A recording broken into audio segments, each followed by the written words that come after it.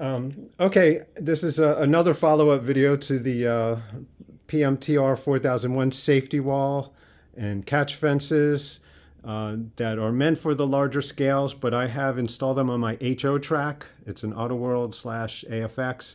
I've just finished installing and now I'm running some testing, and I want to show you the results of the testing.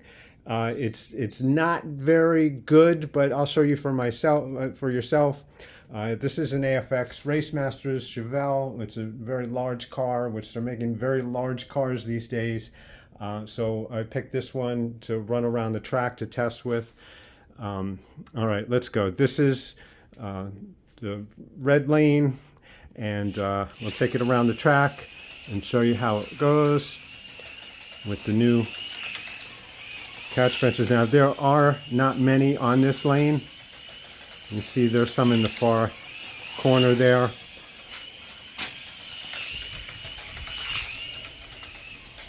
Let's see when it comes back around. You can slow motion this if you like, but it doesn't have an issue. This lane is fine, but it's got minimal, I believe, just those two. Now the rest, no, actually, it doesn't have any of the Professor Motor ones. Those are the AFX Race Masters catch fences, guardrails, catch fence combination, and these are the regular Race Masters guardrails that they're set off a little bit from the track, unlike the ones you typically get with your sets where they're right up against the track. This gives you a little bit of leeway. Sometimes there is an issue with these little clip pieces getting in the way and causing cars to deslot. But as you saw here with this large car, it doesn't have an issue. Now, of course, that's not touching any of the Professor Motor ones that I'm telling you about here, so that point is probably moot. But just to show you that this car doesn't really have an issue, but that lane has minimal guardrails on it. This lane here has, I think, no guardrails. I like to keep it that way because this is really my test lane. So I keep no guardrails so I don't have any issues with cars getting, their sides rubbed off or whatever from constant hitting of the guardrails. And now here's my third lane out. It's the blue lane, and let's see how this one runs.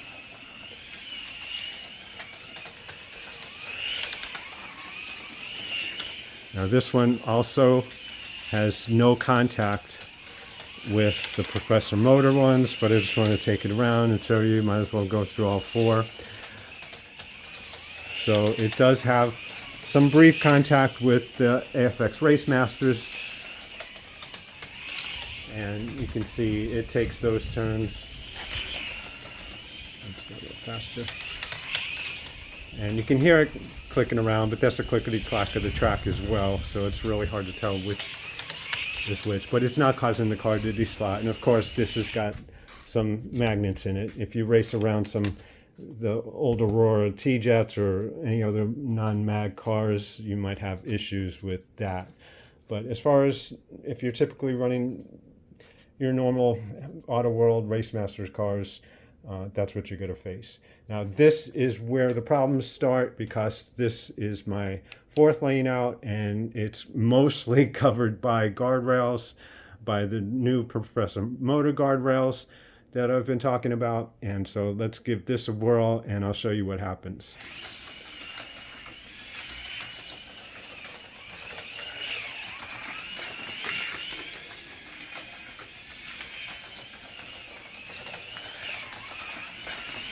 And you can hear it rubbing up against the corners, but it's not deslotting. Let's see. Let me turn the speed up a little bit more on this. Turn the voltage up a little bit more on that. And let's take it over here.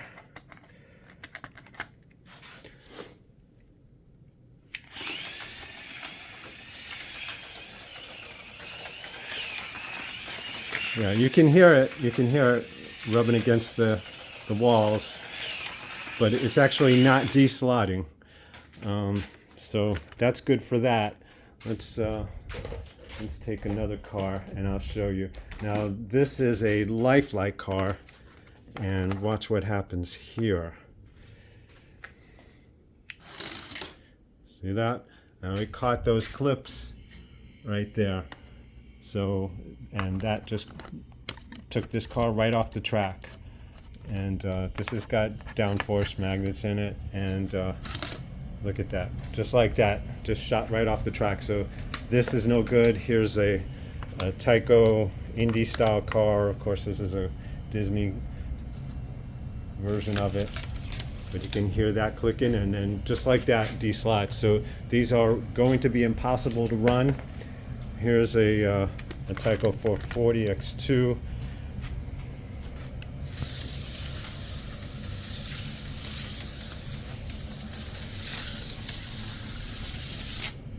And you see here,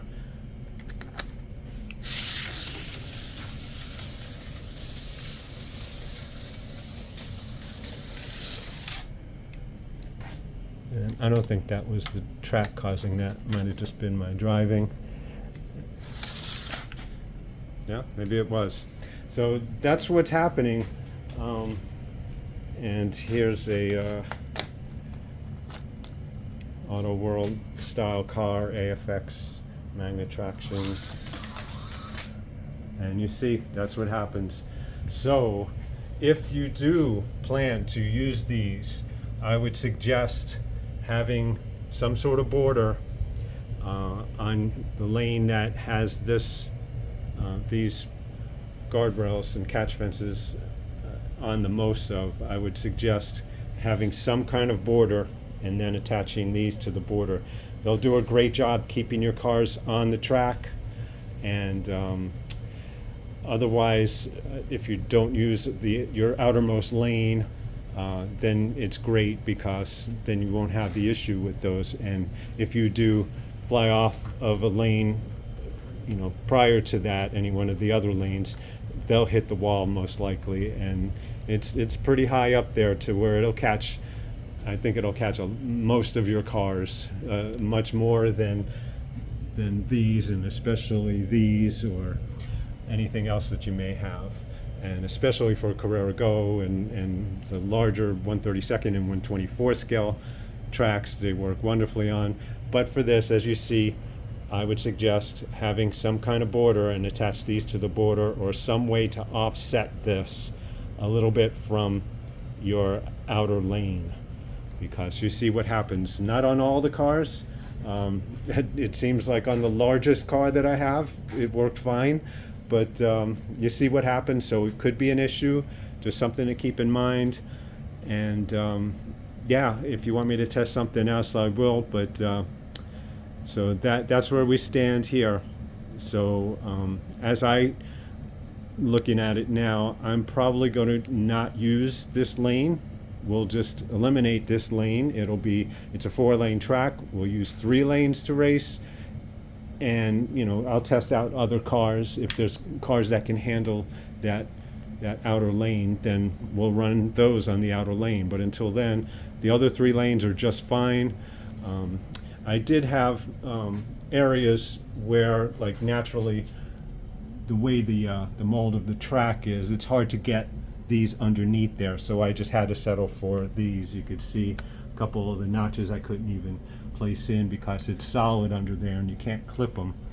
There's probably other ways to fasten them, but for now I just have that. So there's a couple of spots where I do have, I'm using the AFX Race Masters guardrails, and of course I ran out of the other ones, so that's a spot back there where I figured not too many cars are going to go flying off.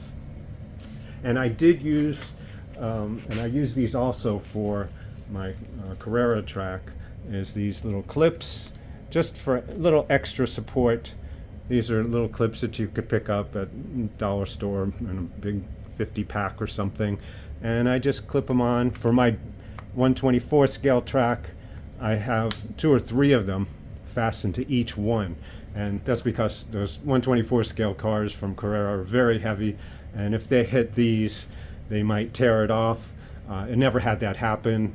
But I just like to, for peace of mind, I keep that on there just for extra support. And I put them on these. I put one because these are all, for the most part, these are much lighter than the larger scale cars. So if they hit, they're not possibly gonna take this thing off. Those are clipped on pretty nicely in there. Needless to say, though, if somebody just reaches in to get a car and with their other hand they put their hand on here and rest it a little bit, these will just fall right down. Even with the 3 clips installed on it, it's going right down. So that's not going to help in any way. But as far as cars hitting them, it's a little extra peace of mind, just a little clip on. They clip on really nicely to the track down here.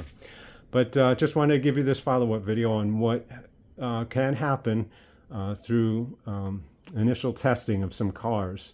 And you see that it could be a deal breaker, especially if you're using them for your outer lane and you need that. It could be a deal breaker.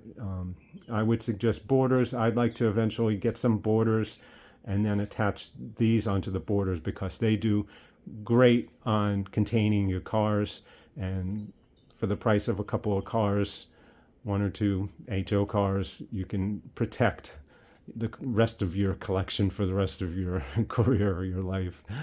And so hopefully this helps, and hope you enjoyed this and learned something. If you have any questions, let me know. And thank you for watching.